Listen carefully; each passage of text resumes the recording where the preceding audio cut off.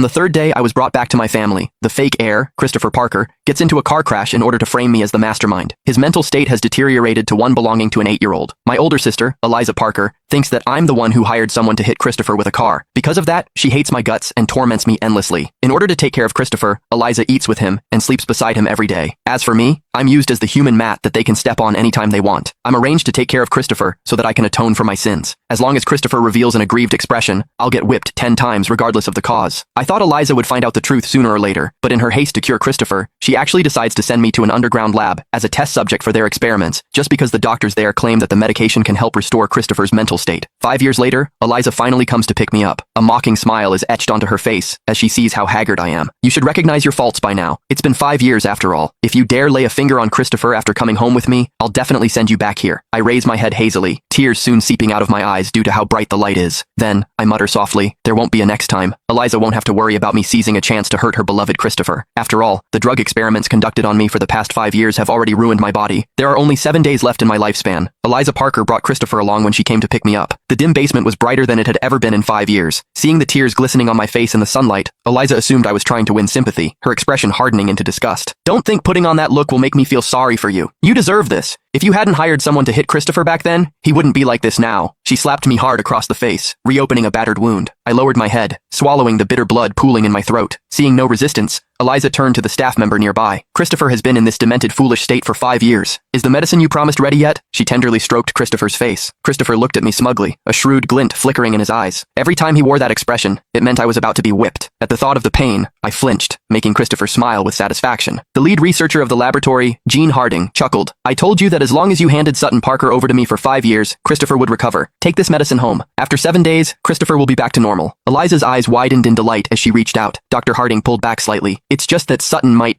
what? Eliza snatched the medicine, having no intention of listening, and left with Christopher in tow. Aren't you planning to take him back with you? Dr. Harding called out, pointing at me sprawled on the ground. Eliza paused, then yanked my arm to pull me to my feet. After a few staggering steps, I collapsed. Years of drug testing had deformed the bones throughout my body, leaving my skin and flesh close to rotting. Every step was an immense torment. I broke out in a cold sweat, a whimper escaping my lips. Christopher crouched beside me with feigned innocence, then suddenly burst into loud sobs. Eliza! Sutton bit me! Eliza's expression darkened. Sutton, 5 years have passed, and you still refuse to mend your ways? My teeth were pulled out a long time ago, I replied with great difficulty. How could I possibly bite him? Over 5 years I was tortured repeatedly, my limbs broken and reset, my flesh sliced open. To survive, I was reduced to fighting dogs for food. When I truly felt I could barely hold on, I went to great lengths to steal Dr. Harding's phone to beg Eliza to bring me home. Her refusal was immediate. You must pay the price for what you've done. Just stay there and be the test subject for Christopher's drugs. Quit plotting to come back and replace him.